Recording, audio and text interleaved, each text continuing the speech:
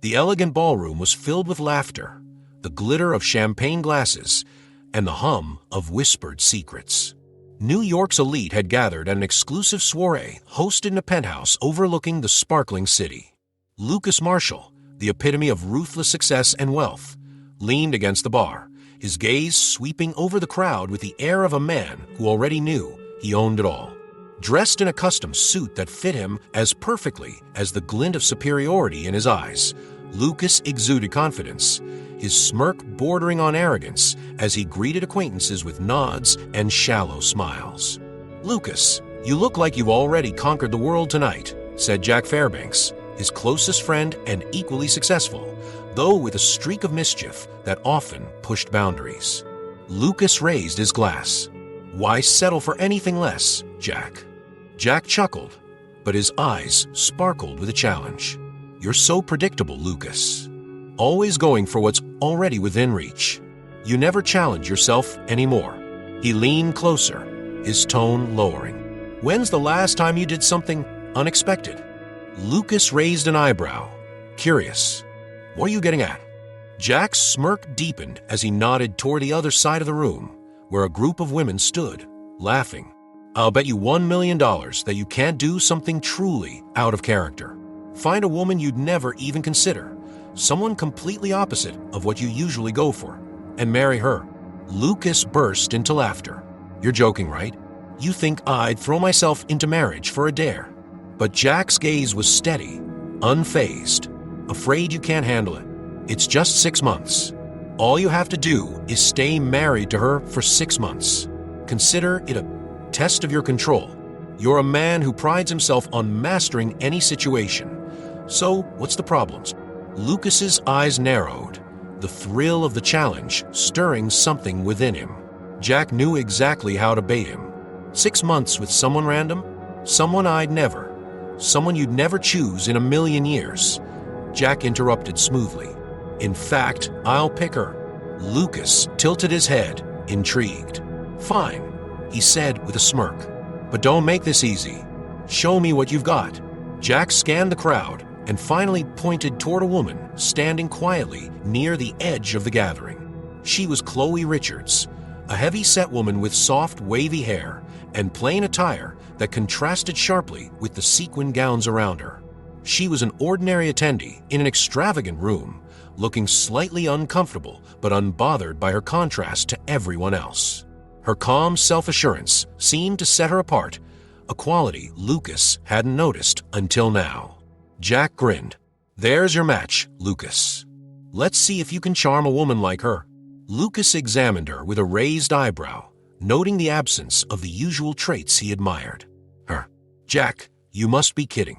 She's completely unremarkable."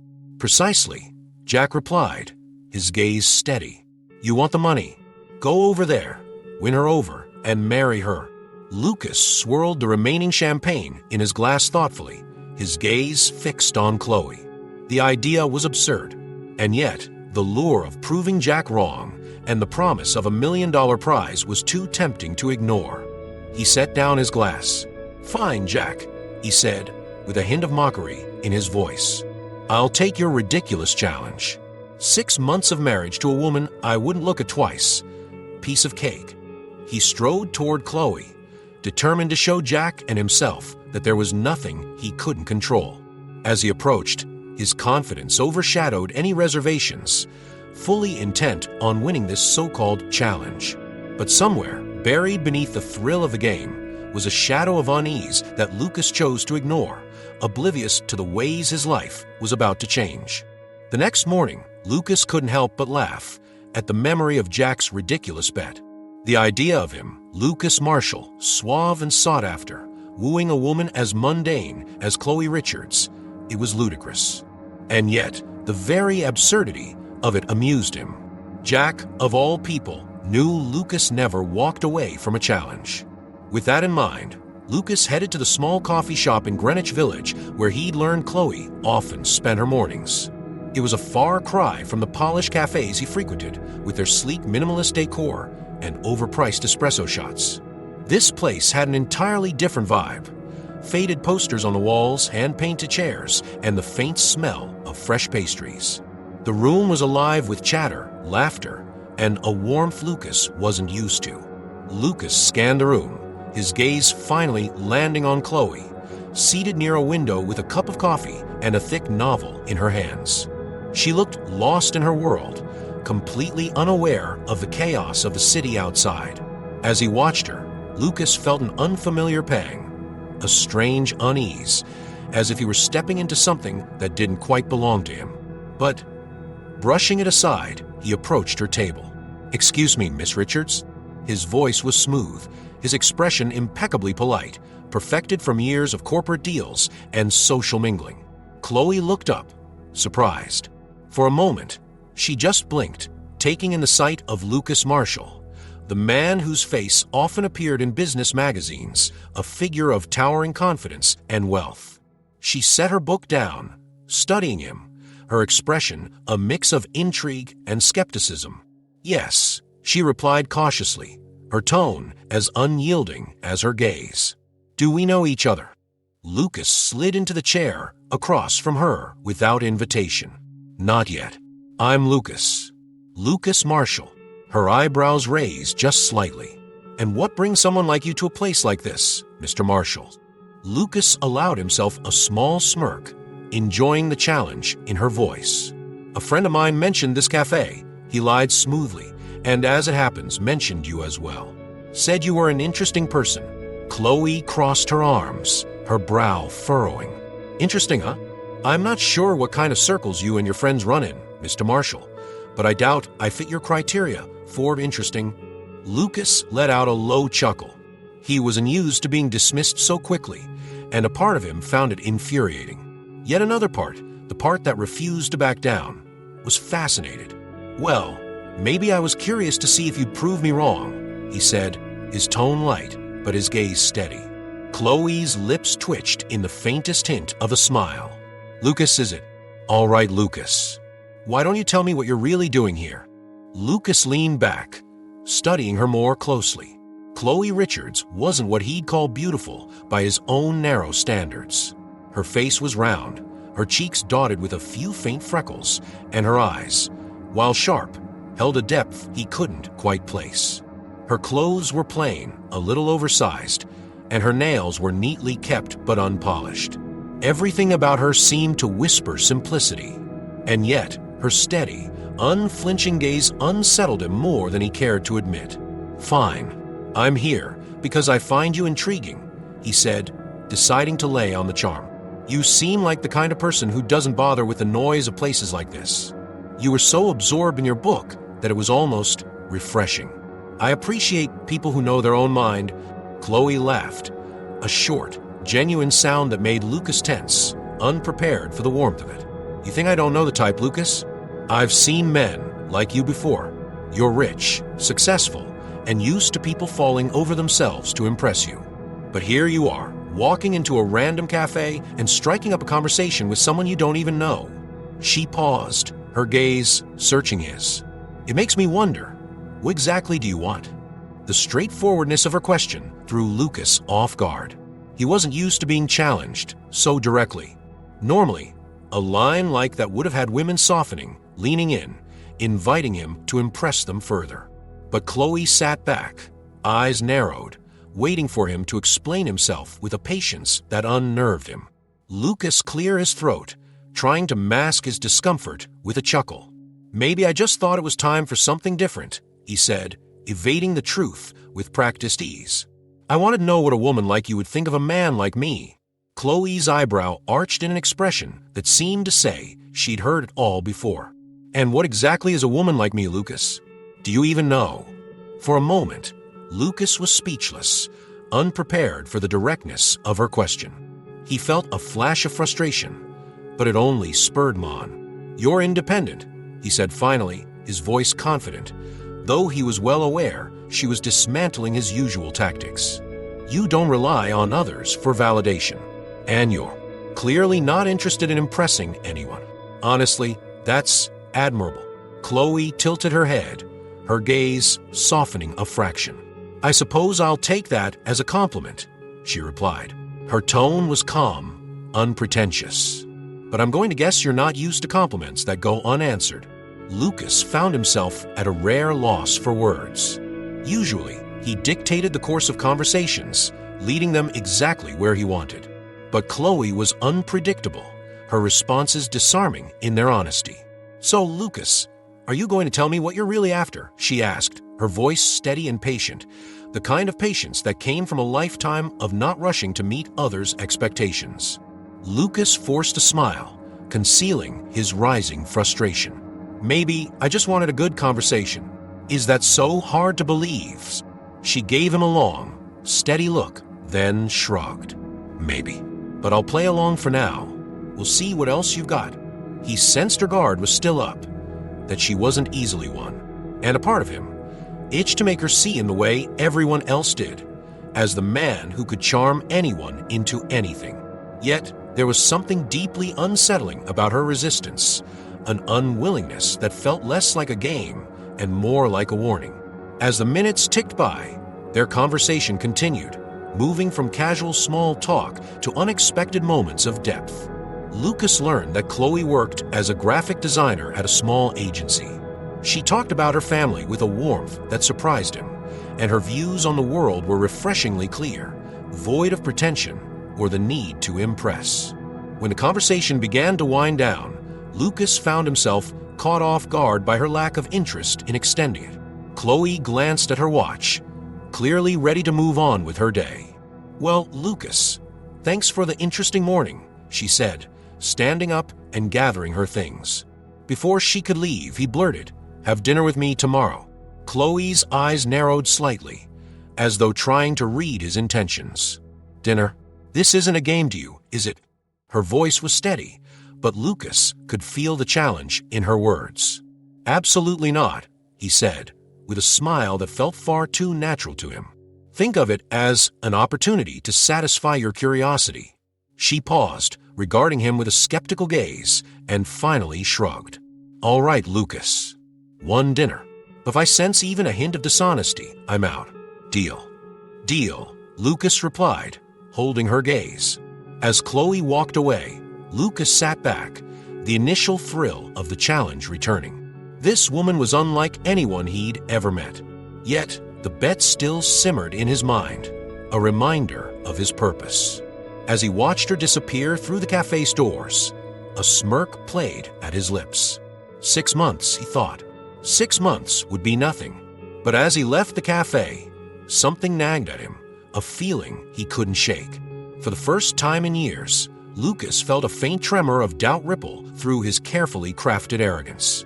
2 nights later, Lucas arrived at an upscale bistro he'd selected specifically for its atmosphere, elegant but subdued. As he sat alone at the table, he ran through the lines he had carefully rehearsed in his mind. This proposal would be simple, efficient. Chloe was clearly pragmatic, so he would appeal to that. He wasn't here to woo her. He was here to secure her agreement. He looked up as she entered, feeling a brief flicker of admiration for her unpretentiousness. While other women he dated dressed to match his status, Chloe looked just as she had the last time he'd seen her, in a plain, navy dress and her hair loosely tied back. "Good evening," she greeted, sliding into the seat across from him. Her eyes sparkled with a mixture of curiosity and caution as she settled in, studying him like a puzzle she wasn't sure she wanted to solve. "Chloe," he said, offering a small nod. "I'm glad you came." She raised an eyebrow, smiling slightly. After that cryptic invitation, "I almost didn't." Lucas smirked, adjusting his cufflinks. "I was counting on your curiosity." A waiter arrived to take their orders, and Lucas didn't miss the way Chloe's eyes narrowed slightly at his immediate assumption of control over the menu. Once the waiter departed, she leaned back, waiting for him to continue, an unreadable expression on her face. "All right, Lucas. What's this about? I can tell you didn't invite me here just for the food." Direct as always, he observed, a faint trace of amusement in his voice. "I'll get to the point then." He leaned forward, the polished tone he usually reserved for business deals settling over his words. "I'm here to propose something to you, Chloe." She blinked, taken aback. Propose what exactly? A marriage. To me, the words hung in the air, cold, deliberate, and as stark as his expression. For a moment, she simply stared, clearly grappling with his unexpected proposition. A marriage, she repeated, her voice caught between incredulity and amusement. You can't be serious. I am, he replied smoothly, keeping his tone even. Think of it as a partnership. I won't waste your time with flowery words or empty promises. I'm a practical man, Chloe, and I think you are too. This would be a mutually beneficial arrangement. Chloe's laughter rang out, short and surprised. Beneficial? Lucas, I barely know you. He kept his gaze steady, unmoved by her reaction. That can change, he said firmly. You're intelligent, Chloe, independent, and clearly capable of holding your own. I won't insult you by pretending this is some romantic gesture. This would be a marriage of convenience. She sat back, her smile fading as she examined him. You're serious. And yet here we are, with you laying out some business proposal, like a contract. Exactly, he replied, unfazed by her skeptical look. In 6 months, if it isn't working out, we can dissolve it without any hassle. 6 months. She shook her head, frowning. Why on earth would you even want to do something like this? Lucas hesitated, carefully choosing his next words. Sometimes, being in my position demands flexibility. Having a partner helps in certain areas. And you're a good fit for what I need. You're not part of the world I usually occupy, so there's no baggage, no hidden motives. He softened his tone, hoping to sound sincere. It's a straightforward arrangement. Chloe studied him, her expression unyielding. So you just want a woman to fit into your life, like an accessory. If that's how you'd like to put it, he replied, ignoring the edge in her voice. But I think you'll find that it could be beneficial for you as well. Chloe's eyes held a flicker of irritation. And why would I want to fit into your life like that? You think I'm just waiting around for a man like you to come in and offer me some empty propositions? Not all, Lucas replied, his tone steady. But if I thought you were like anyone else, I wouldn't be asking you. You're self-sufficient. You wouldn't rely on me for validation or direction. You'd retain your independence. In return, you'd gain access to resources, experiences, perhaps even an escape from your current life, if that's what you're looking for. She let out a disbelieving laugh. Escape? You think I want to leave my life behind to be? What part of your world? He met her gaze, unwilling to back down. Yes, he said bluntly, because I think you're tired of where you are, and I think you see that I can offer something different. Chloe fell silent, her face an unreadable mask as she stared at him. For the first time, Lucas felt a flicker of uncertainty. Had he overstepped? But just as he considered retracting, she sighed and looked down at the table. So, let me get this straight, she said slowly. You're offering me a marriage contract with an expiration date, based solely on what convenience and resources?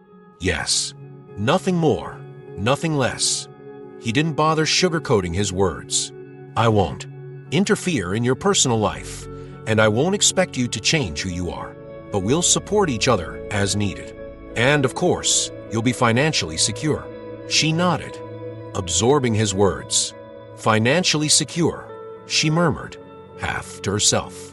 You think money's everything, don't you? Money provides stability, he replied calmly. And let's be honest, everyone has their price. Chloe looked up sharply, her eyes flashing. Not everyone, Lucas, but I'll admit you're offering something unusual. So, what do you say? He pressed, his tone cool but impatient. For a long, tense moment, she simply stared at him, her expression unreadable. Then she leaned forward, her voice steady. I'll consider it, she said finally. But let me make one thing clear, Lucas.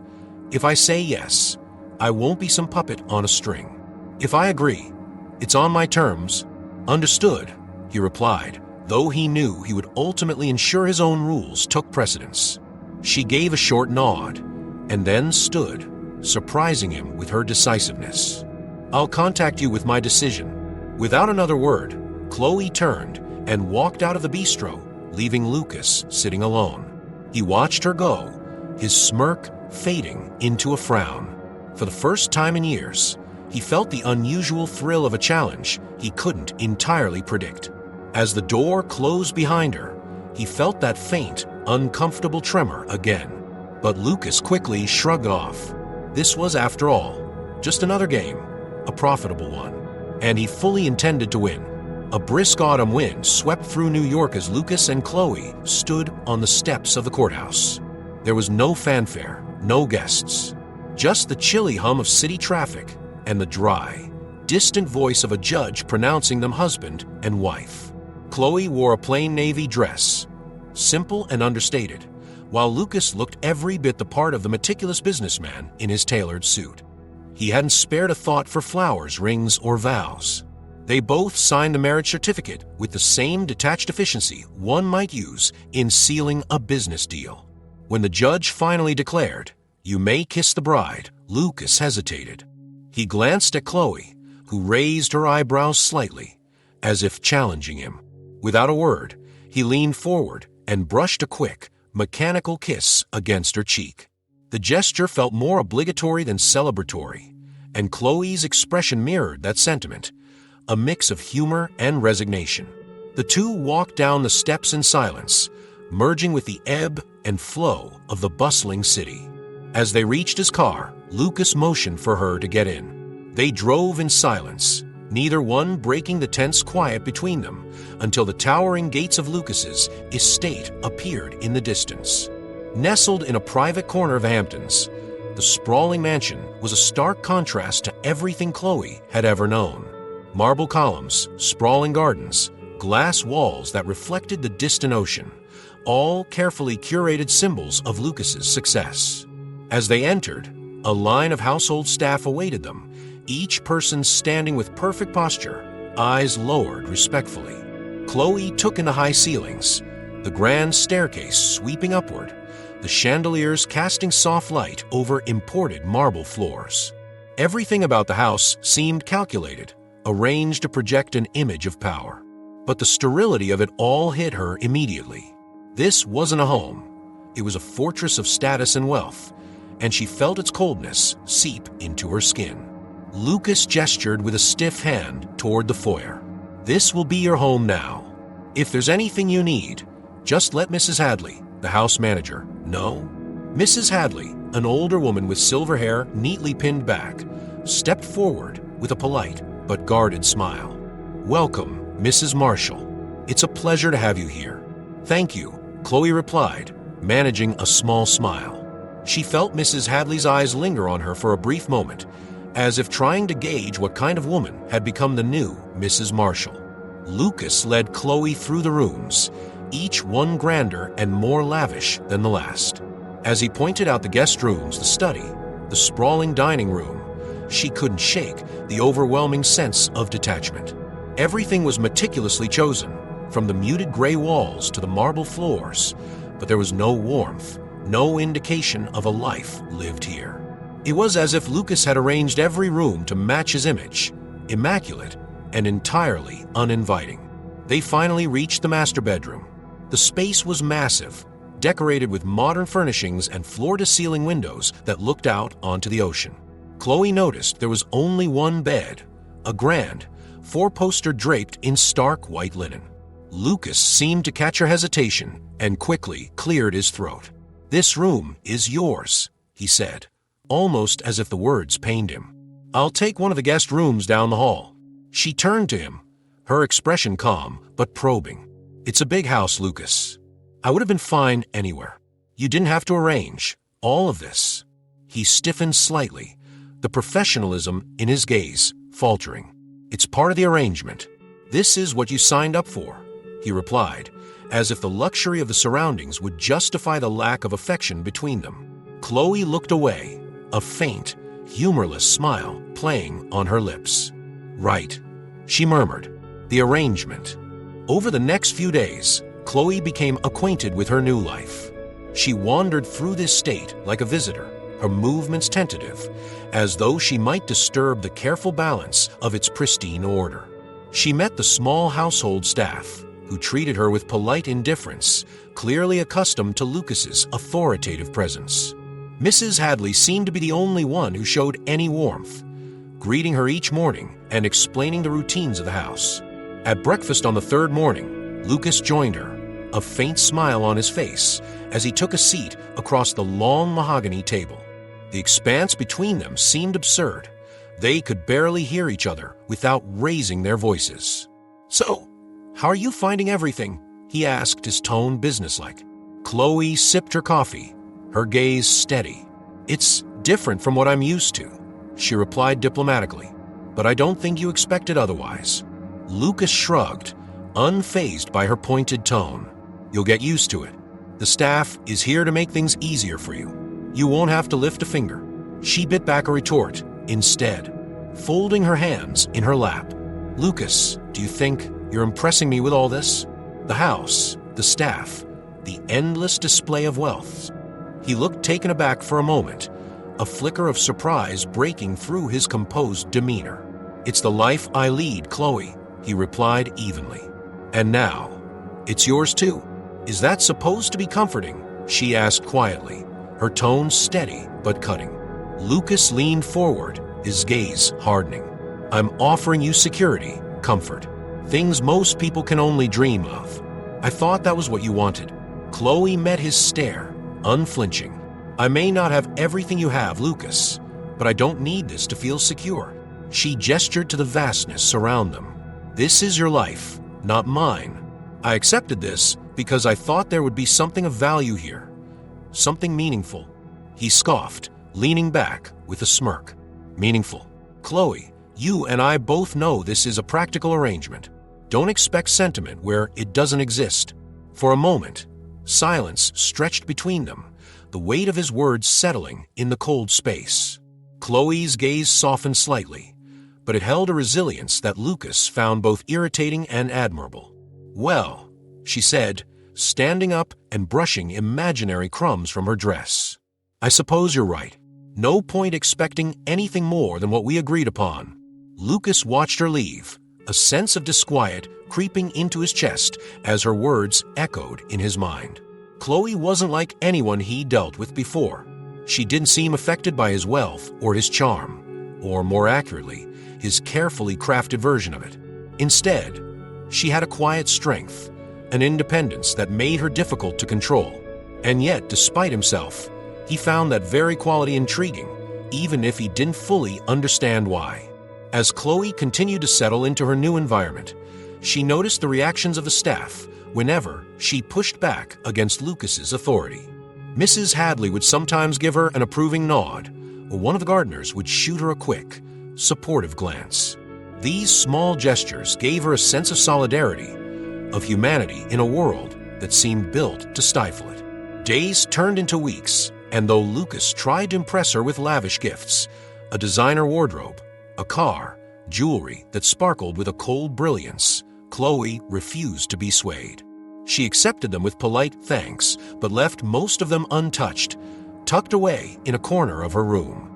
Lucas noticed, of course, and his frustration grew, though he did his best to hide it. For once in his life, his wealth and power were failing to earn him control. Chloe remained indifferent, resistant to his attempts to assert his influence. One evening, as Chloe walked through the halls of the mansion, she paused in front of Lucas's study. The door was slightly ajar, and she could hear him on the phone, his voice sharper, more tense than usual. "I don't care what it takes. Just make it happen," he snapped. "And tell them if they can't handle it, I'll find someone who can." Chloe continued down the hallway, a faint sense of satisfaction settling over her. Lucas might have control over his empire, but in his own home, with her, that control seemed to be slipping. She realized she'd found a new kind of strength in this arrangement, one that allowed her to resist his world without submitting to it. And despite the cold nature of their partnership, Chloe began to see that she wasn't the one being tamed here. As she settled into her bedroom that night, Chloe felt a strange sense of purpose taking root. This wasn't just a contract anymore. It was an opportunity to reshape her life on her own terms, even if Lucas hadn't foreseen it. And while he might think he'd gained the upper hand, she knew that, slowly, she was the one beginning to shift the balance. Over the following weeks, Lucas's frustration grew palpable. He was accustomed to admiration, to the quiet compliance that money and influence could buy. But Chloe was unlike anyone he'd ever met, much less lived with. She deflected his wealth and disregarded the trappings of luxury he continually presented to her. Instead of bending, she seemed to stand taller, her quiet strength highlighting the emptiness of the material comforts he had surrounded her with. Every morning, Mrs. Hadley would notify Chloe of the latest deliveries. Couture clothing she hadn't chosen, imported perfume she hadn't asked for, and accessories that glittered with the allure of diamonds and gold. Chloe accepted them politely, but didn't even bother to unpack most of it, leaving the designer boxes stacked in a corner of her bedroom. Lucas noticed and would sometimes pause in her doorway, frowning as he took in the untouched gifts, the opulence she had declined with silent indifference. Finally, one evening, he could no longer contain his irritation. They were in the dining room, seated across from each other over a meal that looked as extravagant as it tasted hollow. Chloe ate quietly, her focus on the plate, seeming oblivious to his simmering mood. "You don't like the gifts?" he asked abruptly, his voice laced with a hint of resentment.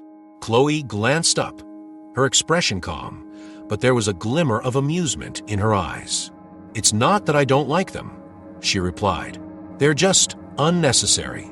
I'm not someone who values things simply because they're expensive."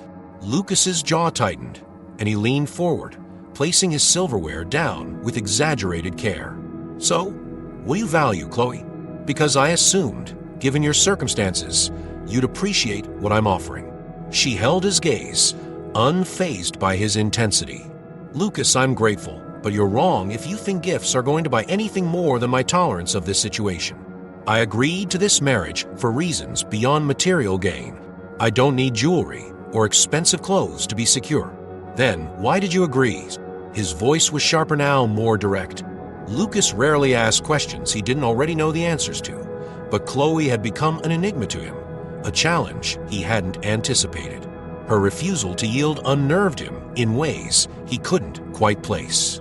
Chloe took a slow sip of water, her expression unchanging.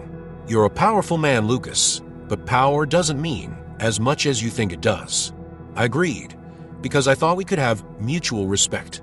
I didn't expect love or affection, but I did expect honesty and a chance to be myself. The rest? It's just noise. He gave a short, humorless laugh. "Respect? And what, exactly, would that look like to you?"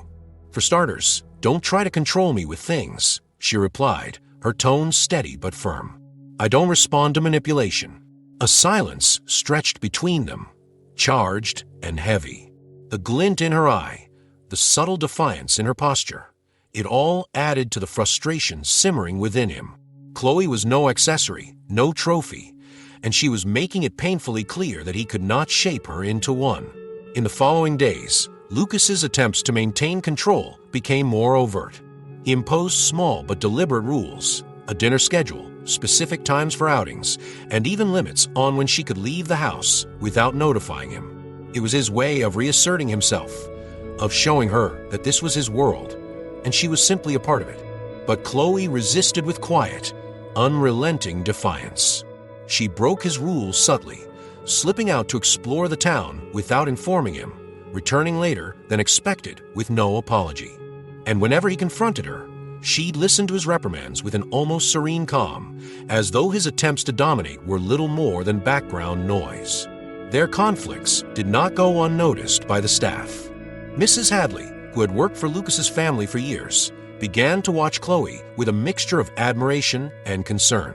She knew all too well how Lucas valued obedience, how he expected submission masked as respect.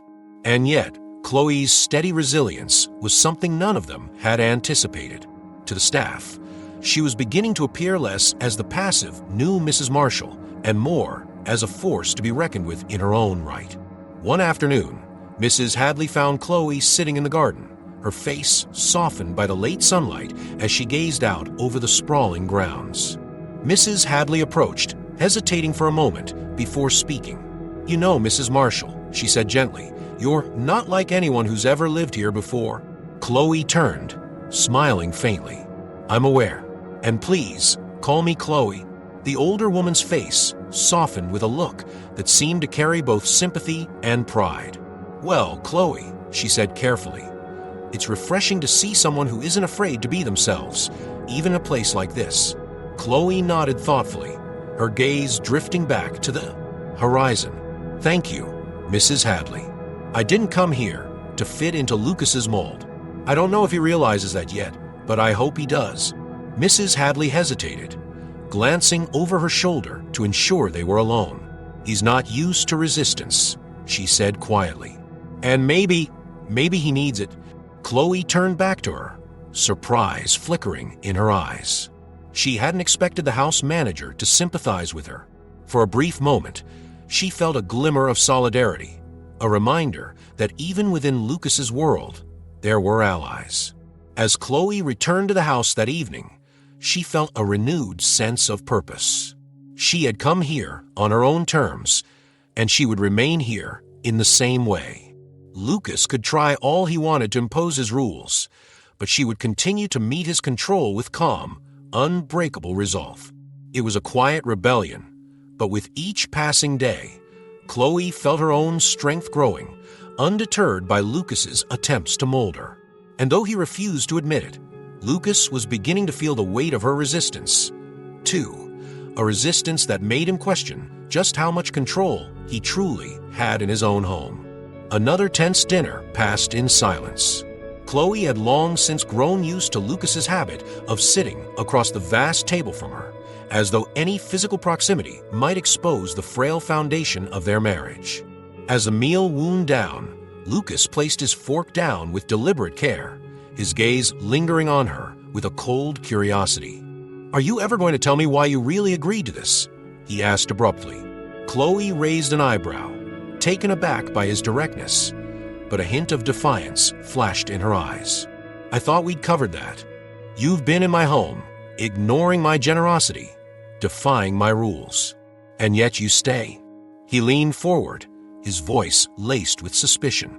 "That doesn't sound like someone just looking for a change." Chloe's gaze hardened as she studied him, her fingers tightening around her glass. There was a heavy silence before she spoke, her voice calm but laced with a steely edge. "All right, Lucas. Since you're so insistent, I'll tell you, but I doubt you'll like it." He raised an eyebrow, intrigued. "Try me." She took a deep breath, eyes darkening as old memories surfaced, each one laced with resentment. "Years ago, you acquired a company called Bayland Industries. It was a small business, a family-run manufacturing firm." Lucas nodded, unperturbed. "I've acquired dozens of companies, Chloe. You'll have to be more specific." Chloe's voice tightened, her calm slipping. "Bayland Industries was my father's company. It was his life, and it provided jobs for an entire town. You bought it, promised it would stay operational, then shut it down within 6 months." Her words were sharp, each one carrying the weight of betrayal. "You ruined my father, Lucas. After that, he lost everything. Our house, his dignity. He died not long after, a broken man." For a moment, Lucas was silent, his expression unreadable. He had long since grown numb to the personal impacts of his business decisions. But hearing it now, from Chloe's lips, was different. There was something raw and unforgiving in her gaze, something that made his usual indifference falter. "So that's why you agreed to this marriage," he said slowly, his voice edged with a strange mix of disbelief and admiration. "You wanted revenge." "Revenge?" Chloe laughed, the sound sharp and bitter. "No, Lucas. This isn't about revenge. It's about proving that no amount of wealth or power can ever control me. I entered this marriage because I knew that if I was going to confront you, it had to be from within. You took everything from my family, and yet here I am, living in your mansion, wearing the title of Mrs. Marshall. And it means nothing. Not to me, and maybe not even to you." Lucas's eyes darkened, but there was a flicker of something else, an unease he couldn't quite shake. He'd faced boardrooms full of hostile executives, but none had ever looked at him with the sheer contempt that Chloe held in her gaze. "I never knew," he said finally, though he wasn't sure if he was apologizing or defending himself. "Of course you didn't," she replied coldly. "Why would you care about a small town or a man like my father? For you, it was just another acquisition. But that decision destroyed lives, my family's among them. Do you even remember the people you ruined, Lucas? Or are they just numbers on a balance sheet?" Lucas shifted uncomfortably, his gaze lowering. "It's business," he muttered, though the words sounded hollow even to him. "Acquisitions happen. Companies close. It's just the way things work." Spoken like a true machine, Chloe replied, her tone dripping with contempt. "You use people, crush them, and move on. But maybe for once, you should consider that the people you leave in your wake aren't as disposable as you think." Lucas felt the sting of her words more acutely than he cared to admit. Chloe's anger was unlike any he'd faced, and the bitterness in her voice forced him to confront the reality of his actions. The quiet, unacknowledged guilt he had long since buried began to stir, and with it, a flicker of shame he hadn't felt in years. "So what now?" he asked, his voice low, almost defeated. "You've made your point. You've shown me what monster I am. But you're here, Chloe. You're a part of this world now, no matter how much you hate it." She met his gaze, her expression firm. "Yes, I am here. But don't mistake my presence for submission. I'm here to remind you that your power has limits, that there are people you can't buy or control. I am one of those people, Lucas." The words hung in the air, heavy and resolute, and for the first time, Lucas found himself at a loss. He'd expected resistance from her, certainly, but he hadn't expected this, a fierce reminder of his own fallibility. Chloe's presence, her defiance, was becoming an unyielding reminder of the humanity he had so carefully shut out of his life. "I don't know what you want from me," he murmured, his voice softer than he intended. Chloe sighed, her tone shifting, softer but still resolute. "Maybe nothing. Or maybe, Lucas, I just want you to feel what it's like to lose control for once. To understand that people's lives aren't yours to toy with." Lucas looked down, his hands fidgeting on the table, a gesture that betrayed the inner turmoil he was desperately trying to hide. He was unaccustomed to feeling powerless, but Chloe's words had struck a nerve he couldn't ignore. She rose from the table, her movements graceful, but her stance was resolute, as if she were reclaiming a piece of herself with every step. "Thank you for dinner," she said quietly, her tone polite but distant. As she walked away, Lucas remained seated, lost in thought. The house felt colder, emptier in her absence, and the silence weighed heavily on him. Chloe had just shattered his carefully crafted reality, forcing him to confront the emptiness that lay beneath his wealth and power. For the first time in years, Lucas found himself questioning everything he had built, every choice that had led him to this moment. The walls he had constructed around himself suddenly felt suffocating, and he knew with a sense of dread that Chloe's words would haunt him long after she had left the room. The days that followed Chloe's revelation were tense and unspoken, filled with a silence that weighed heavily over the entire household. Lucas tried to maintain his usual routines, but Chloe's words echoed in his mind, resurfacing at unexpected moments, eroding the calm he fought so hard to maintain. At first, he thought he could ignore her. He thought her anger was just a passing rebellion, but became clear that she was no longer interested in playing along with his attempts at control. Chloe carried herself with a new indifference, a calm resistance that unnerved Lucas more than he cared to admit. She no longer engaged in his arguments or responded to his attempts at conversation. She would listen, then quietly walk away, as if he were nothing more than background noise. She moved through the mansion with purpose, her footsteps echoing like a reminder of her resilience, her disregard for his rules intensifying as the days wore on. One evening, he found her sitting in the library, absorbed in a book, her posture relaxed, almost serene. The sight unsettled him. She was so at ease, as if his presence held no power over her at all. He stood there for a moment, feeling a surge of irritation and strangely, envy. He could sense that she was reclaiming a part of herself in this arrangement, something he had failed to account for. Finally, he cleared his throat. "Are you enjoying yourself?" he asked, his voice edged with sarcasm. Chloe looked up, her gaze steady, unmoved by his tone. As a matter of fact, yes. She returned her attention to her book, her indifference a stark contrast to the irritation simmering within him. "I don't appreciate being ignored in my own home, Chloe," he snapped, stepping closer.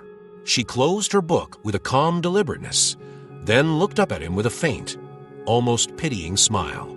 "I'm not ignoring you, Lucas. I just don't feel the need to indulge you. I agreed to stay here, but I'm not here to entertain your need for control." Her words struck him with an unfamiliar pang, and he found himself at a loss for a response. Chloe's refusal to react left him feeling vulnerable, stripped of the authority he had always wielded so effortlessly. He had once seen her as a challenge, a conquest, but now he felt strangely diminished in her presence. Days later, the strain of their arrangement began to affect him outside the walls of his home. At work, he found himself increasingly distracted, his temper flaring over minor issues, his staff wary of his unpredictable mood. His business associates, once eager to please him, began to tread carefully around him, sensing the tension that now clouded his demeanor. One afternoon, as he sat in his office, sifting through a mountain of paperwork, a thought struck him with startling clarity. Chloe had become a mirror, forcing him to confront his own shortcomings, his unyielding need for control. Her quiet defiance had exposed the hollowness of his success, the emptiness that he had carefully masked behind his wealth and ambition. As the days wore on, the unease within him only grew. Chloe's presence was like a splinter lodged deep beneath his skin, a persistent discomfort he couldn't ignore. He found himself lingering in rooms she frequented, catching glimpses of her as she read in the library or strolled through the gardens, as if hoping to understand the calm that she exuded, the strength that had so effortlessly undermined his own. One evening, he found her in the kitchen, preparing tea with a calmness that only underscored the tension in the air. Without thinking, he stepped in, clearing his throat as he watched her, his expression wary. "Why don't you seem affected by any of this?" he asked, his tone softer than he intended. Chloe looked up, surprised by the question. She set the teapot down, her gaze steady as she considered her response. "Because, Lucas," she said quietly, "I've already faced my worst fears. I've lost everything I valued once before. Being here, under your rules, it doesn't change who I am. I came into this knowing that." Her words left him speechless, a rare moment of silence stretching between them. He realized, with a bitter sense of irony, that she was stronger than he had ever been, unbroken by the very forces he had wielded against her. Their conversation was interrupted by the shrill ring of his phone, and he excused himself, answering it with barely concealed irritation. It was his assistant, calling to inform him that a major project, one he had counted on for a significant financial gain, was beginning to fall apart. A client was threatening to pull out, citing concerns over Lucas's recent erratic behavior. As he listened, his irritation flared, a sense of helplessness seeping into his tone as he struggled to salvage the situation. When he hung up, he glanced back at Chloe, who was watching him with a quiet understanding that only deepened his frustration. Her gaze, steady and compassionate, reminded him of the things he had once ignored: patience, empathy, integrity, qualities he had abandoned in his pursuit of power. "You're losing control, aren't you?" she asked, her voice soft but unwavering. He clenched his jaw, refusing to acknowledge the truth. "Everything is fine." "Is it?" she replied, her tone gentle but unyielding. "You're losing control at work, and you're trying to control me, thinking it'll bring back some sense of order. But that's not how life works, Lucas." He wanted to argue, to dismiss her words as naive, but the truth of her observation settled heavily in his chest. She was right. He was losing control, and with each passing day, he felt more vulnerable, more exposed. The life he had built so meticulously maintained was beginning to crumble, and he could feel the weight of it pressing down on him. That night, as he lay awake in the quiet of his room, he thought about Chloe's words, the calm way she had spoken them. For the first time, he felt a flicker of something he hadn't felt in years: humility. It was a humbling realization that his success, his power, meant nothing in the face of true strength, the kind Chloe carried with her every day. The following morning, Lucas awoke feeling drained, the weight of his own vulnerability pressing down on him like an unwelcome companion. As he dressed and prepared for another day, he caught his own reflection in the mirror. There was a weariness in his eyes, a faint shadow of the arrogance that had once defined him. He barely recognized himself, and for the first time, he wasn't sure he wanted to. Chloe's words, her unwavering resolve, echoed in his mind as he made his way downstairs, each step heavy with the weight of his own shortcomings. He couldn't ignore the truth any longer. Chloe had seen the flaws in him that he'd spent a lifetime hiding, and now he had no choice but to confront them.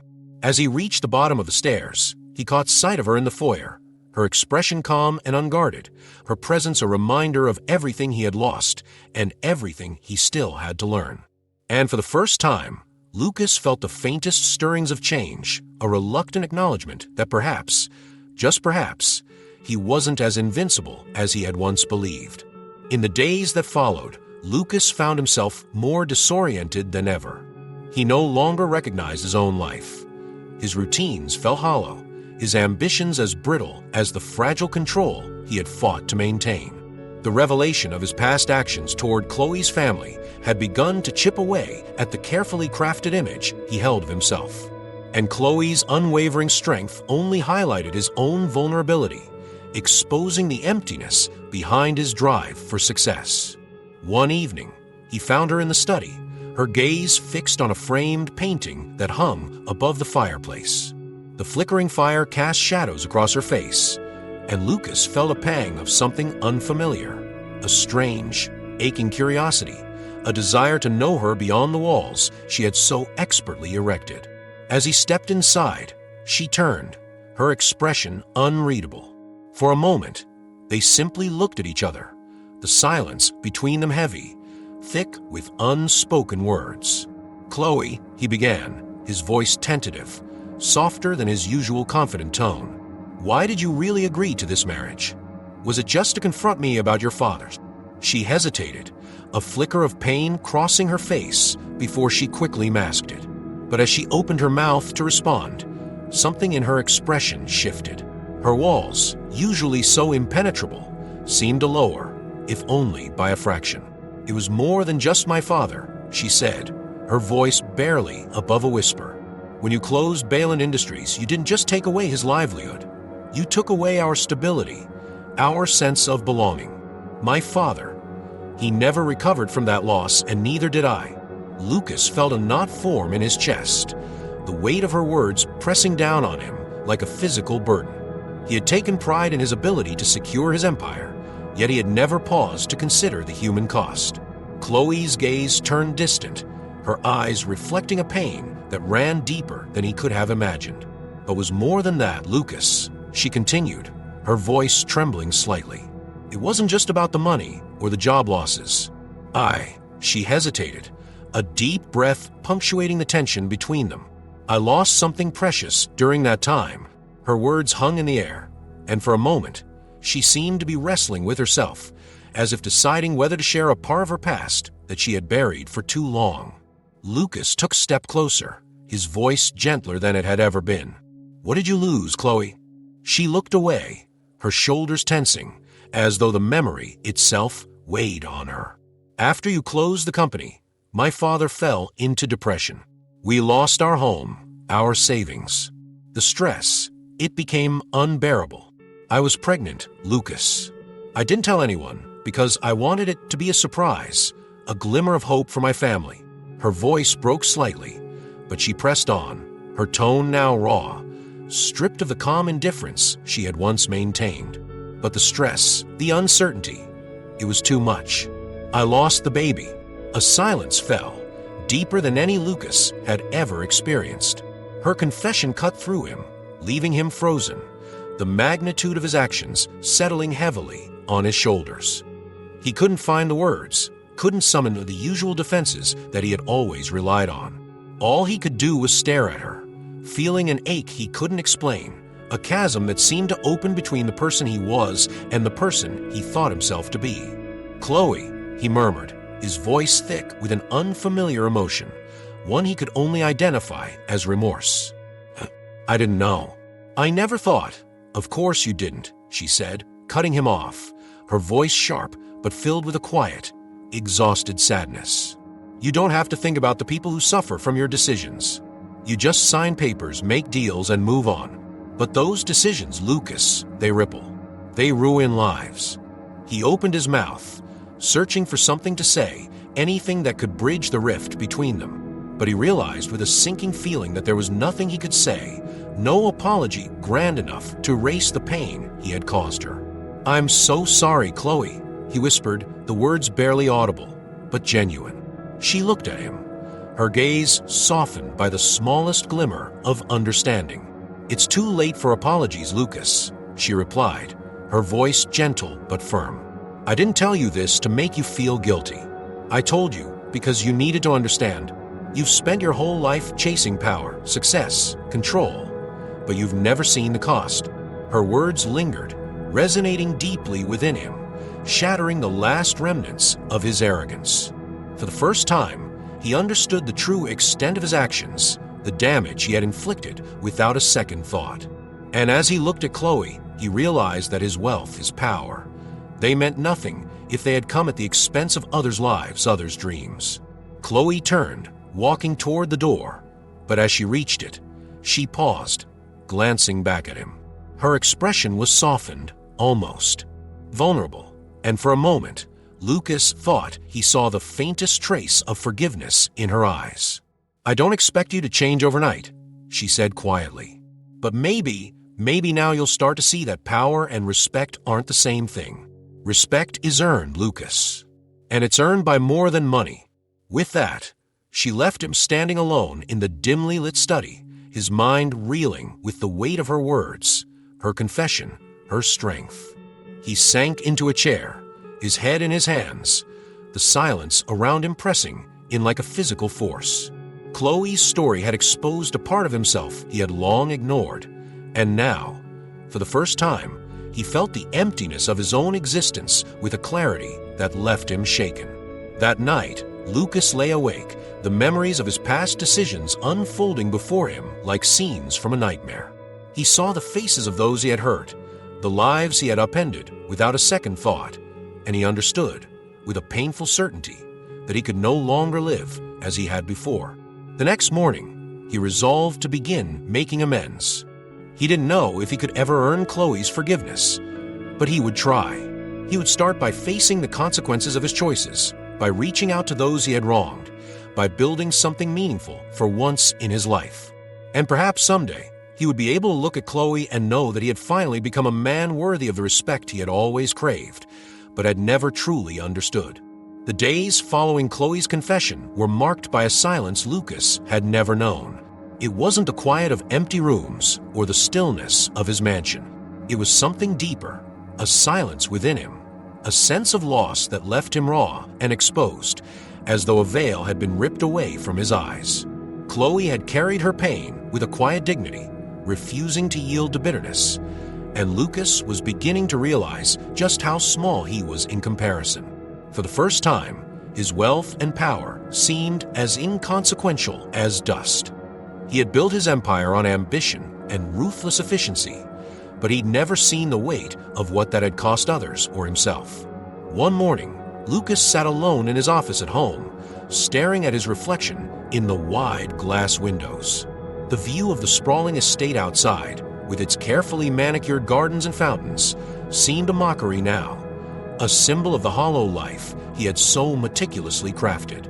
Chloe's words echoed in his mind, reminding him of the humanity he had abandoned long ago in his pursuit of power. He picked up his phone and dialed the number for his assistant, Mark. "Mr. Marshall," Mark answered, his voice cautious, as though expecting the worst. "How can I help you?" "Mark," Lucas began, his tone hesitant, the unfamiliar weight of vulnerability evident in his voice. "I need you to arrange a meeting with the city council in Bayland, the town where Bayland Industries was based." There was a pause, and Lucas could almost hear Mark's surprise. "Of course, sir. Should I prepare anything specific for the meetings?" Lucas hesitated, unsure how to explain the inexplicable urge that had been gnawing at him since Chloe's revelation. "No, just let them know I'll be there in person. I want to discuss reparations for the families affected by the factory closure." "Yes, sir," Mark replied, his tone respectful but laced with curiosity. It wasn't like Lucas to revisit past business decisions, much less dwell on the repercussions. Lucas had always been forward-focused, his gaze set on future gains rather than past consequences. As he hung up, Lucas felt the first stirrings of something he hadn't felt in years: purpose, but of a different kind. This wasn't about acquisition or growth. It was about repair, an idea that felt foreign, strange, but undeniably necessary. He wanted to make things right, even if he didn't yet fully understand what that would mean. When he finally told Chloe about his plans to visit her hometown, she looked at him, skepticism flickering across her face. She studied him, her expression cautious, as though she were trying to gauge his intentions. "Why now, Lucas?" she asked, her voice calm but carrying an edge of mistrust. "What's changed?" He hesitated, his usual confidence replaced with an uncertain humility. "Because I'm tired of pretending I'm not responsible for the people I've hurt. Your family, your father's business. I can't undo what I've done, but maybe I can make amends. I don't know if it's enough, but it's a start." Chloe watched him, her eyes searching his, as though she were looking for proof that he was sincere. For a moment, Lucas thought she might laugh or dismiss him, but she simply nodded, her expression softening. "All right, Lucas," she said quietly. "Go. But don't do it for me. Do it because it's the right thing." A week later, Lucas found himself driving along the winding roads leading into Bayland, a small, forgotten town nestled in the shadow of a once thriving industry. The streets were quiet, the storefronts worn and faded. He parked outside the modest city council building, his heart pounding in a way it hadn't in years. This wasn't like the boardrooms he was used to. There was no shield of wealth, no buffer of prestige. Here, he was face to face with the consequences of his decisions. Inside the council chamber, a handful of council members and community leaders awaited him, their expressions a mix of curiosity and apprehension. Lucas stood before them, feeling the weight of their scrutiny, their judgment. He knew that to them, he was nothing more than the wealthy businessman who had swooped in and taken away their livelihoods. One of the council members, a middle-aged man with gray-streaked hair and deep lines etched into his face, leaned forward, his gaze piercing. "Mr. Marshall," he began, his tone respectful but firm. "Why are you here? Bayland Industries closed 5 years ago. Our town's been struggling ever since. So, tell me, what do you want from us now?" Lucas took a deep breath, his hands clasped tightly as he searched for the right words. "I didn't come here to ask for anything," he began, his voice steady but carrying the weight of sincerity. "I came because I realized I've made mistakes. I've hurt people. People like you, your families, your community. I can't go back and change what I did, but I want to help rebuild what I took away." A murmur rippled through the room, skepticism etched on the faces of the council members. They were used to empty promises, to wealthy men coming in with words and leaving with nothing but profit. "And how exactly do you plan to help us, Mr. Marshall?" one of the councilwomen asked, her tone heavy with doubt. Lucas met her gaze, a steely resolve in his expression. "I've established a fund for Bayland, a foundation specifically dedicated to creating new jobs, training programs, and financial support for families affected by the closure. It's not just a donation. It's a commitment to help this town stand on its own again." Silence fell over the room as the council members exchanged uncertain glances. Lucas could feel their hesitation, their mistrust, but he held his ground, his own determination unwavering. He knew he had to earn their trust, and that wouldn't happen with just words. As he finished his presentation, a woman from the back row, a younger woman with tired eyes but a resilient spirit, stood up, her voice breaking the silence. "Mr. Marshall, my husband worked at Balin Industries. He lost his job when the factory closed, and we nearly lost our home. Do you have any idea what that kind of fear feels like? Knowing that you might lose everything."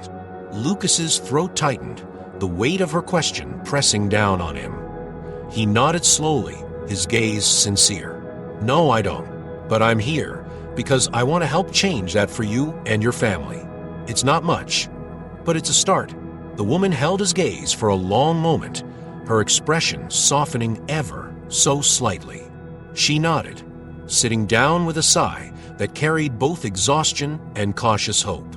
As Lucas left the meeting, he felt a flicker of relief, a sense that he had taken the first steps toward redemption. The road ahead was long, and he knew he couldn't undo the past, but for the first time in his life, he felt he was moving towards something real. Later, as he drove back to New York, his mind kept drifting back to Chloe, to the look in her eyes when he had told her his plans. He didn't know if she'd ever forgive him, but he was starting to understand that forgiveness wasn't something to be bought or taken. It was something he had to earn, not just from her, but from himself. And for the first time, Lucas felt he was finally beginning to deserve it. Lucas's return from Balin left him feeling profoundly changed, but that clarity was met with skepticism from nearly everyone in his life, especially those closest to him. For years, he had surrounded himself with people who admired his ruthless ambition, his unrelenting pursuit of success. Chief among them was his oldest friend, Jack Fairbanks, who had been both confidant and enabler. But as Lucas continued his efforts to rebuild the trust of those he had wronged, his relationship with Jack began to shift. Jack had noticed the change in Lucas immediately. The invitations to their usual high-end parties went ignored, and even casual dinners were filled with attention that neither had ever felt before. Lucas no longer seemed interested in flaunting his wealth or discussing his latest conquests. Instead, he spoke of charity, reform, and respect, words that Jack found laughable. One evening, Jack invited Lucas to his favorite rooftop lounge in Manhattan, hoping to snap him out of what he called Lucas's midlife identity crisis.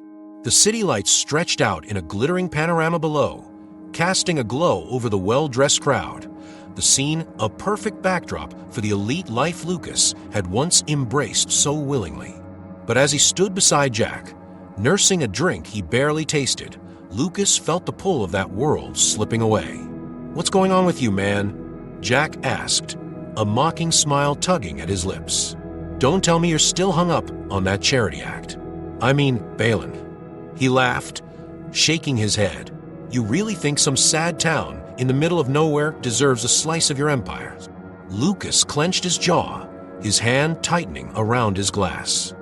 He had expected some resistance, but Jack's indifference, his utter disregard for the people Lucas had hurt, struck a nerve.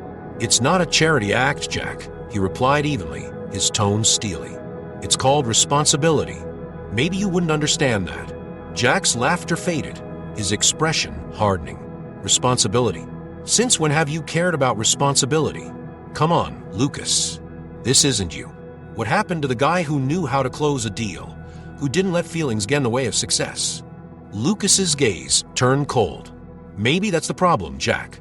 Maybe I'm tired of pretending that people don't matter." Jack scoffed, waving his hand dismissively. "People don't matter, Lucas. Not in business, and certainly not in our world. That's why we're at the top, because we're willing to do what others can't. And now, because of this little vendetta your wife has, you're going soft? What happened to you?"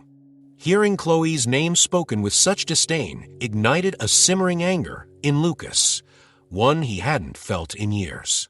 Jack's contempt felt like an insult not only to Chloe, but to the version of himself he was trying to become. He took a step closer, his voice low, his gaze intense. "What happened to me is that I finally saw the damage I've caused. Chloe didn't force this on me. I chose to change. You wouldn't understand because you've never cared about anything beyond your own ego." Jack's eyes flashed with anger, his mocking grin fading. "Watch it, Lucas. I'm the only friend you've got who's willing to tell you the truth. Everyone else just nods along, and calls you brilliant, but I know the real you. And the real you doesn't give a damn about small towns or broken families.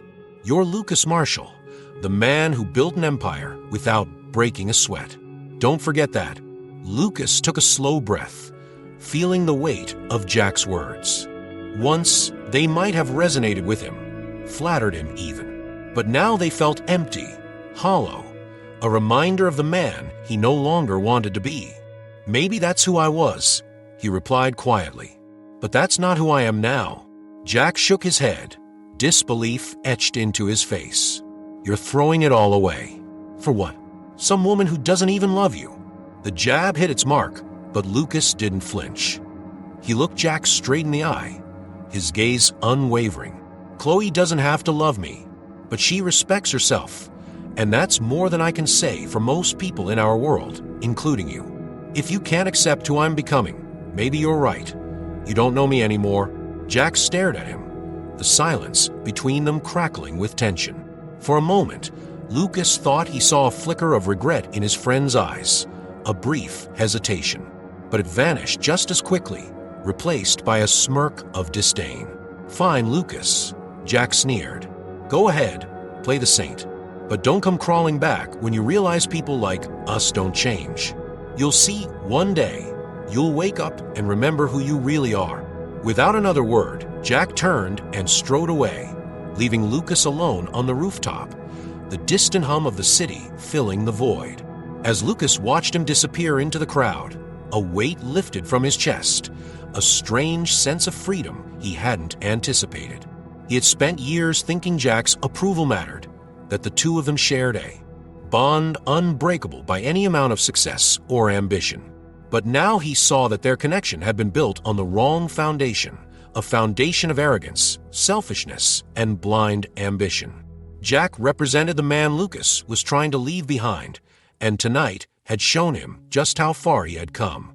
As he left the lounge, the city lights stretching out before him, Lucas felt a new determination settle within him. He had lost a friend, but he had gained a purpose, one he knew Chloe would understand, even if she never acknowledged it.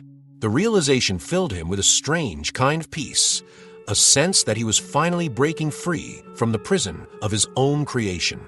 He was no longer Lucas Marshall, the ruthless businessman who had built his life on indifference. He was becoming someone new, someone Chloe might one day respect. And as he walked into the night, leaving behind the echo of Jack's scornful words, Lucas knew there was no turning back. Several days later, Lucas found himself driving down a winding road toward the town of Bayland once again, this time with a clearer sense of purpose. Since his falling out with Jack, he had thrown himself more fully into his mission to repair the damage he'd caused. He'd started taking concrete steps, not only in Bayland, but across other communities affected by his past acquisitions. Yet, the burden of guilt for his role in Chloe's father's downfall weighed heavily, and he knew he had to do something more personal, something meaningful. As he approached Bayland, Lucas reflected on the last time he was here and how the townspeople had looked at him with suspicion, skepticism, and, in some cases, barely concealed resentment. He couldn't blame them. His reputation as a merciless corporate tycoon preceded him, and he knew that one trip and a fund wouldn't erase the years of hardship he had caused. But he was determined to start with humility, even if it meant facing reminders of the man he no longer wished to be. Lucas parked his car near the town's small, modest main square. The businesses lining the street were weathered, bearing the signs of struggle and resilience in equal measure. He walked along the cracked sidewalks, stopping in front of a community center that had once been funded by Bayland Industries. It was still operational, though just barely. Its sign was faded, and the paint on the walls was peeling. He walked in, greeted by the quiet hum of conversation, the shuffling of papers, and the hesitant stares of a few familiar faces. A woman in her 60s with warm eyes and deep lines etched into her face approached him. He recognized her from his last visit, the mayor's assistant Joyce, who had been particularly vocal in her doubts about his intentions. Mr. Marshall, she greeted him, her voice wary but respectful. I didn't expect to see you back here so soon. Lucas offered a small, sincere smile, his tone softer than it once would have been. "I wanted to come back because there's something more I'd like to do, something that I hope might make a real difference here." She raised an eyebrow, a mix of curiosity and skepticism flashing in her gaze. "We've heard that before." "I understand," he replied, his gaze steady. "But this isn't just a fund or a donation this time. I'm offering to reopen Bayland Industries as a new, employee-owned cooperative. The company would be fully managed by members of the community. Profits, decision-making, everything would belong to the town." For a moment, Joyce simply stared at him, her expression a mixture of disbelief and cautious hope. "You're serious?" she asked, her voice almost a whisper. Lucas nodded. "Completely. I'll invest in the initial capital and provide mentorship during the transition, but after that, it'll be entirely in the hands of the people here. No strings attached." A murmur spread among the small crowd that had gathered around them, and Lucas could feel the air shifting, the weight of his words sinking in. He knew this wasn't a complete remedy, that it wouldn't bring back the years of hardship the community had endured, but it was a beginning, a chance for Bayland to regain its identity, to reclaim the stability he had taken away. One of the older men stepped forward, his face etched with lines of both hard labor and pride. "Why are you doing this now, Marshall?" he asked, his voice rough but steady. "What's changed? People like you don't just wake up one day and decide to make things right." Lucas met his gaze, a deep resolve settling within him. "I've come to realize that success means nothing if it comes at the expense of others. I can't change what I did, but I can help build something better. I'm not asking for your trust overnight, but I'm willing to earn it." A silence fell over the crowd, and Lucas could feel their hesitation, their reluctance to believe that this man, the one who had once taken away everything, could genuinely want to give it back.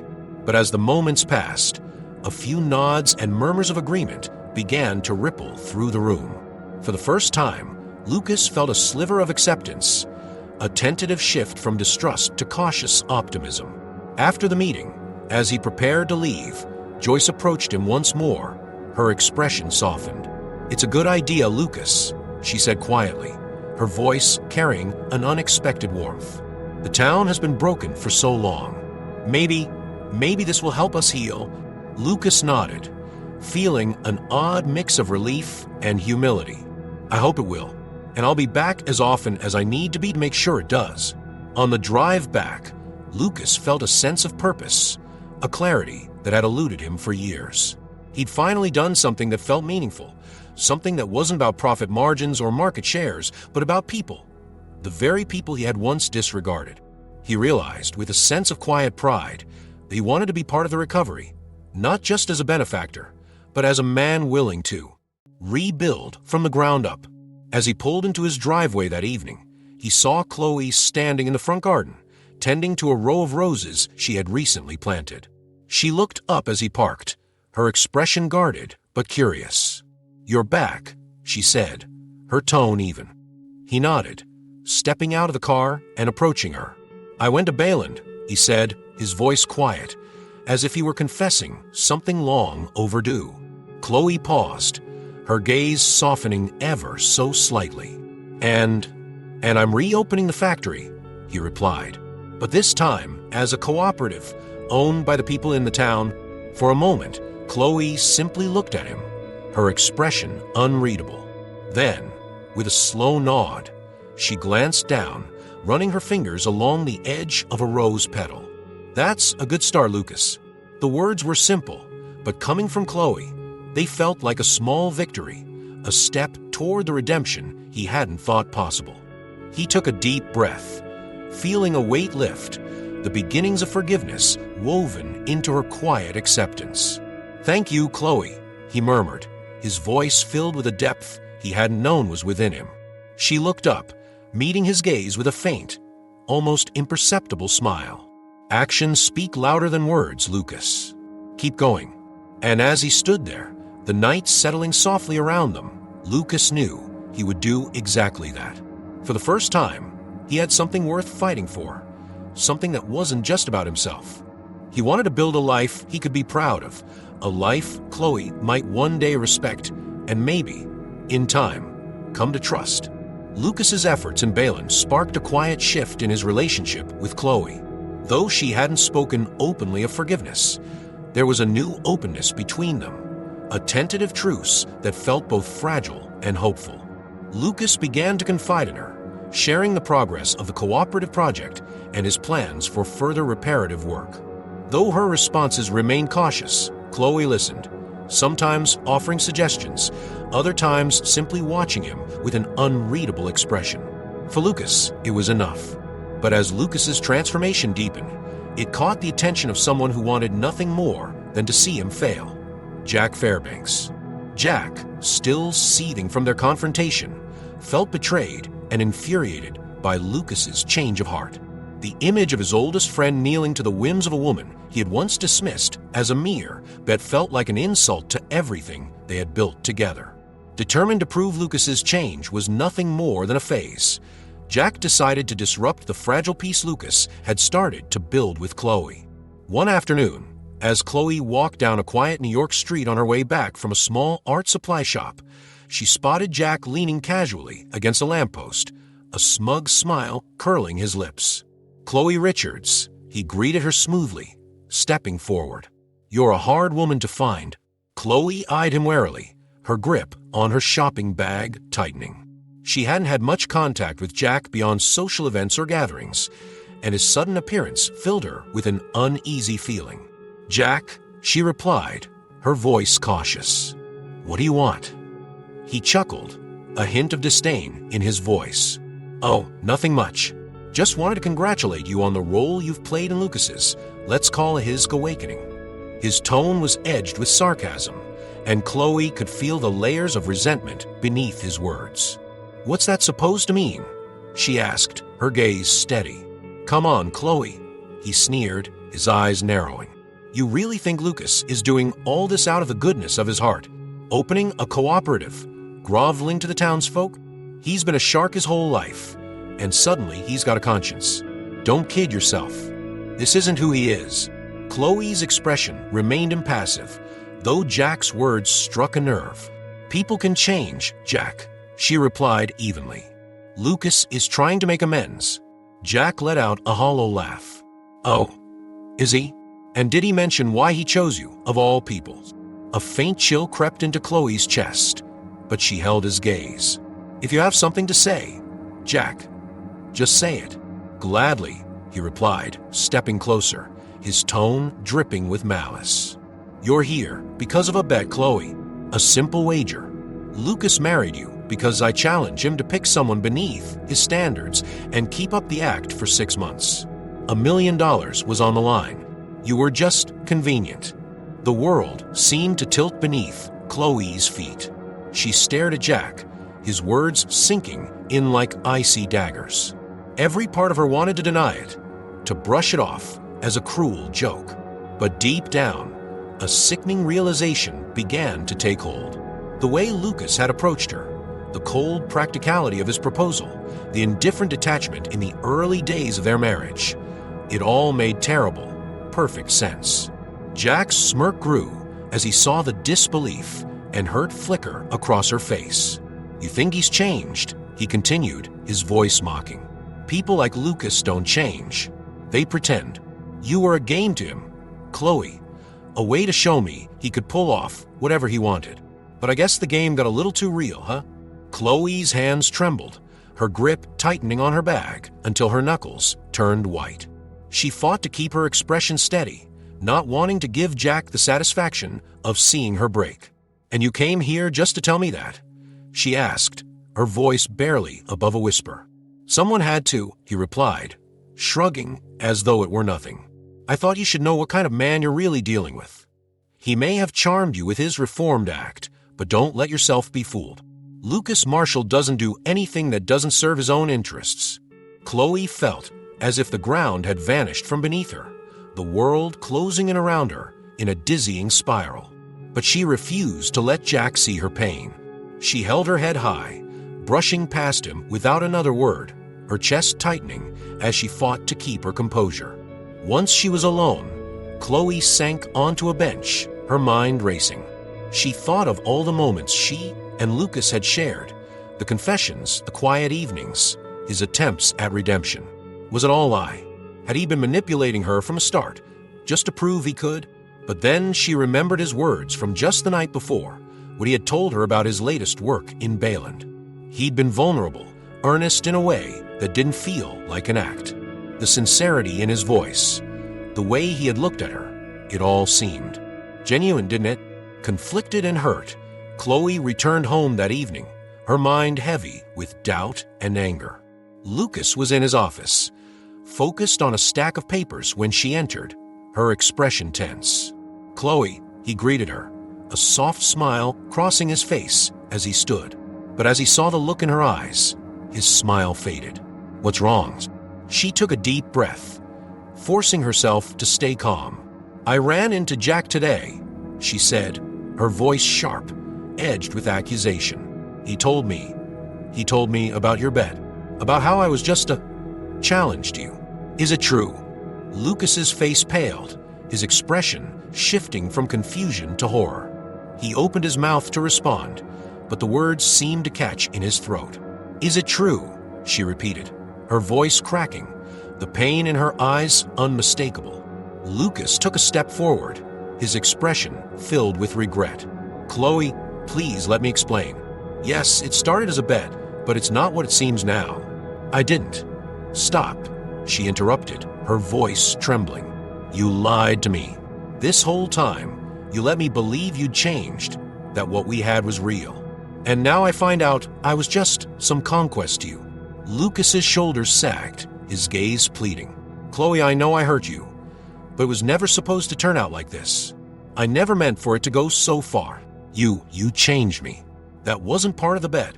She shook her head, tears filling her eyes. "But it was still a bet, wasn't it, Lucas? And you let me believe in you." Before he could reply, Chloe turned and walked out, leaving Lucas standing alone, the weight of his actions crashing down on him. For the first time, he felt the full magnitude of his betrayal, not just to her, but to the man he'd been trying to become. The house felt emptier than it ever had as Lucas sat alone in his study, his hands trembling. Chloe's words replayed in his mind, her expression of betrayal seared into his memory. He'd spent his life building defenses, pretending he was immune to loss, but her departure had left a raw, aching void that nothing could fill. For the first time, he faced a truth he could no longer escape. He was utterly alone, and it was entirely his doing. He rose from his chair and, without thinking, walked through the silent halls of the mansion, the echo of his footsteps amplifying the emptiness. He entered Chloe's room, still as she'd left it, a few personal belongings placed with care, the remnants of her presence lingering like a ghost. He sat on the edge of her bed, his head in his hands, the weight of his guilt pressing down on him. Every piece of luxury he owned felt hollow now, every symbol of success a mockery of the man he had become. In a moment of desperation, he picked up his phone and dialed Mark, his assistant.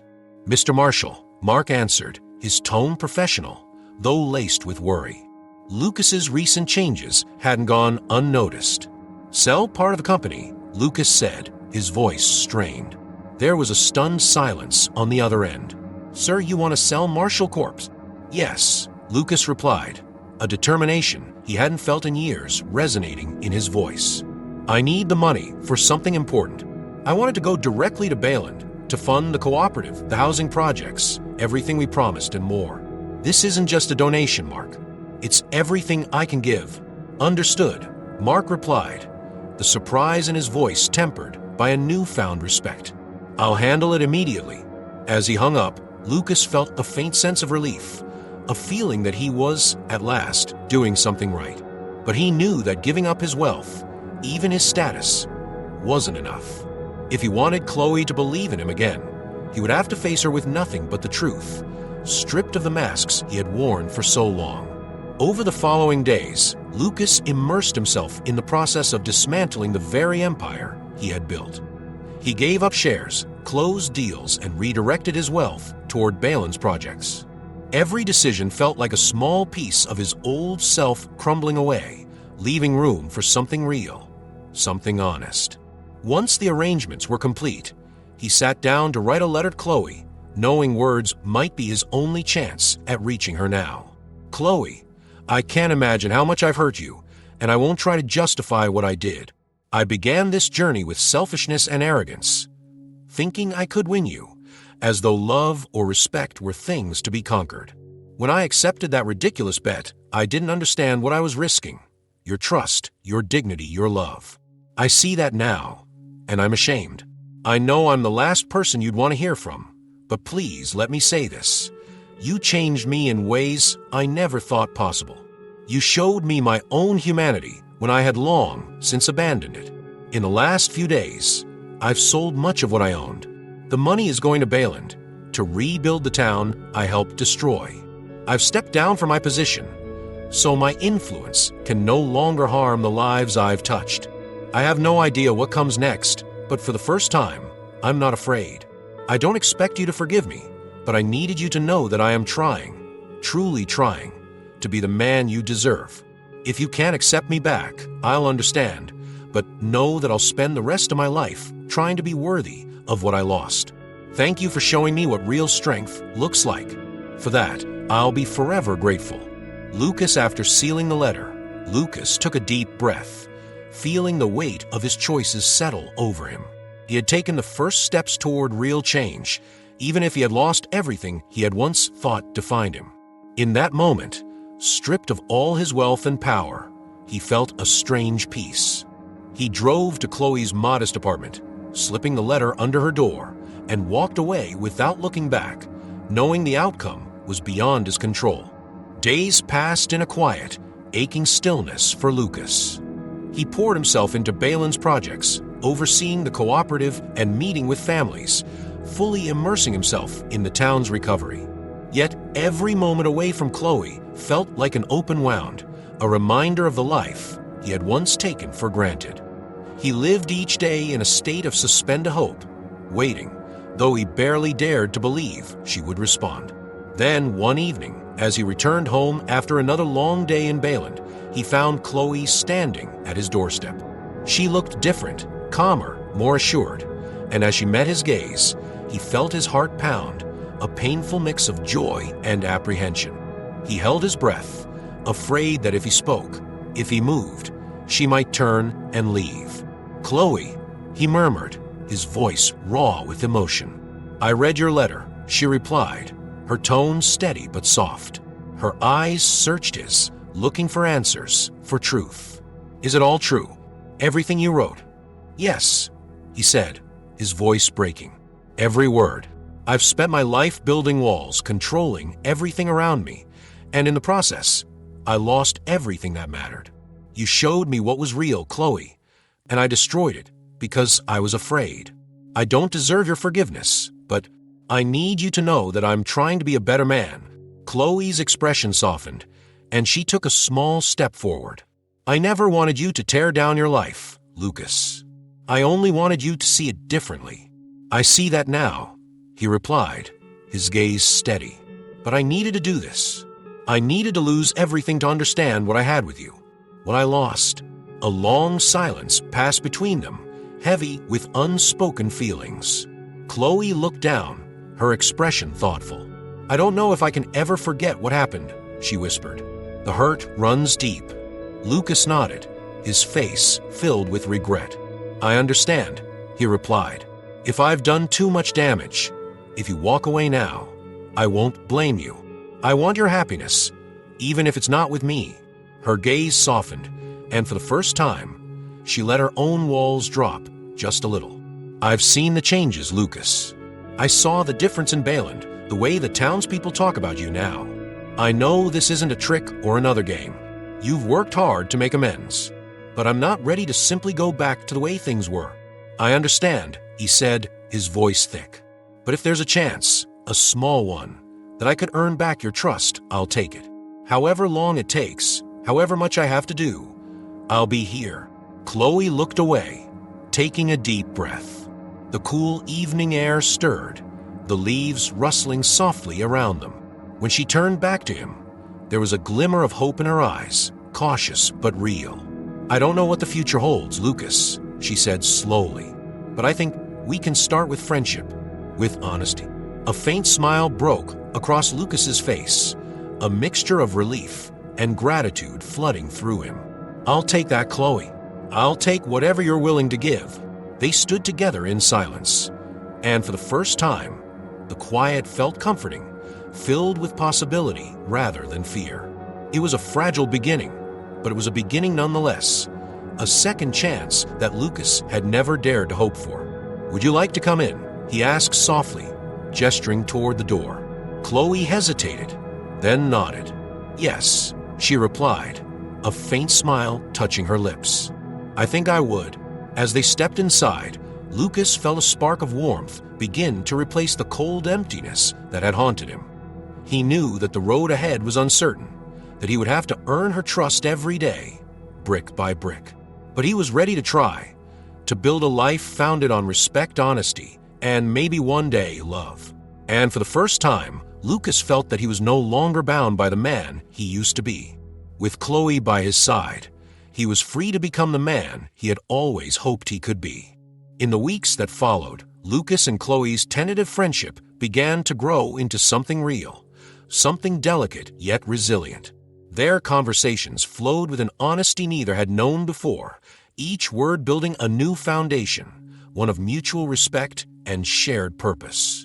The grandeur of Lucas's mansion no longer felt like an empty shell, but rather a place of transformation, slowly coming to life in the quiet moments they spent together.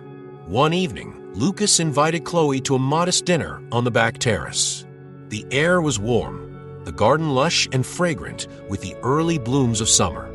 He had spent hours preparing the meal himself, a simple pasta dish, a small salad, nothing extravagant but heartfelt. Chloe smiled as she sat down, a hint of surprise lighting up her face. Look at you, she teased. Cooking, setting the table. Are you sure this is Lucas Marshall's? Lucas chuckled, his eyes warm. I'm still figuring out who this Lucas Marshall is, to be honest, he admitted. But I think I like him better than the old one. They ate slowly, savoring the simplicity of the meal, their laughter mixing with the quiet hum of the night. For the first time, Lucas felt fully at ease, free from the weight of expectation. Chloe's presence, her kindness, and her gentle resilience gave him hope that perhaps he could be worthy of her trust. As they finished dinner, Lucas poured them each a glass of wine and leaned back, his gaze steady, yet vulnerable. Chloe, I've been thinking a lot about us, about everything that's happened and everything that could be. I know I have a long way to go to truly make things right, but I also know one thing with certainty. I want to share my life with you, not as part of a bet, not with anything to prove, but as partners, equals. Chloe looked down at her glass, her expression thoughtful. When she met his eyes again, there was a gentleness in her gaze, a cautious but unmistakable warmth. Lucas, I've seen how much you've changed. You've become someone I respect, someone who sees people as they are, not as pieces of a game. She took a deep breath. But if we're going to build something together, it has to be on equal ground. No secrets, no power games. Just honesty. Lucas nodded, his heart pounding as he reached for her hand, his voice soft but filled with conviction. I promise, Chloe, I want us to build something that's ours, without any illusions or pretenses. Just us. She looked at him, her fingers intertwining with his, a faint smile curving her lips. Then let's take this one step at a time, she replied. I'm willing to try, to see where this can go. But let's not rush into anything. I want to be certain, Lucas. I want this to be real. Relief washed over him, and he tightened his hold on her hand, his smile mirroring hers. One step at a time, he echoed, his voice soft. I can live with that. Over the following months, Lucas and Chloe's relationship blossomed into something neither of them had ever known. They spent their days working side by side as Lucas continued his work in Bayland and other communities, and Chloe often joined him, bringing her insights and empathy to the projects they developed. In the evenings, they would return to the mansion, not as strangers bound by obligation, but as two people united by choice. One evening, as autumn leaves began to drift across the garden, Lucas surprised Chloe by leading her to a quiet clearing among the trees, where he had set up a small, intimate setting, a simple archway of flowers, a candlelit table. Chloe's eyes widened as she took in the sight, her hand instinctively moving to her mouth. "Lucas, what is all this?" she asked, her voice a soft whisper. Lucas took her hands, his expression tender. "I know we said we'd take things slowly, but there's something I want to ask you, Chloe." He took a breath, his eyes never leaving hers. "Will you marry me? Truly marry me, this time? Not as part of a challenge or a convenience, but because we've built something real. Because I love you, and I can't imagine my life without you in it." Tears sparkled in Chloe's eyes, a smile breaking across her face as she squeezed his hands. "Yes, Lucas," she whispered, her voice filled with joy. "Yes, I will." Their wedding was nothing like the formal, hollow ceremony that had bound them the first time. It was held in Bayland, under a canopy of golden autumn leaves, with only a small group of friends, townsfolk, and family. As they exchanged vows, Lucas felt an overwhelming sense of gratitude and peace, knowing that this time, every word, every promise was real. Hand in hand, they walked down the aisle, not as two strangers bound by a bargain, but as two souls who had found each other through the most unlikely of journeys. As the days turned into years, Lucas and Chloe built a life rooted in purpose and compassion. Together, they invested in projects that made a real difference, from funding small businesses to creating community centers and educational programs. And in those quiet moments, sitting together at the end of a long day, Lucas knew that he had found a kind of wealth he had never known before, a wealth measured not by money, but by love, respect, and the profound joy of living a life with purpose. And as he looked at Chloe, he felt he was finally where he was meant to be. Years passed, each one deepening the bond Lucas and Chloe had worked so hard to build. Their lives became intertwined with purpose, their partnership not just in love, but in every endeavor they undertook together. Chloe's influence had shaped Lucas's view of success, transforming his ambitions into something that enriched the lives of others. Their projects grew, reaching beyond Bayland, inspiring change in towns across the country. Together, they created a foundation dedicated to helping struggling communities rebuild, a legacy rooted in compassion. One crisp autumn morning, as sunlight streamed through the bedroom windows, Chloe turned to Lucas with a radiant smile, her eyes brimming with excitement. She reached for his hand, placing it gently over her stomach. Lucas's eyes widened, a smile breaking across his face as the realization settled in. "We're going to have a baby," Chloe whispered, her voice filled with joy. For a moment, Lucas could only stare, his heart swelling with emotions he hadn't known he was capable of feeling. Slowly, he pulled her into his arms, his voice choked with happiness.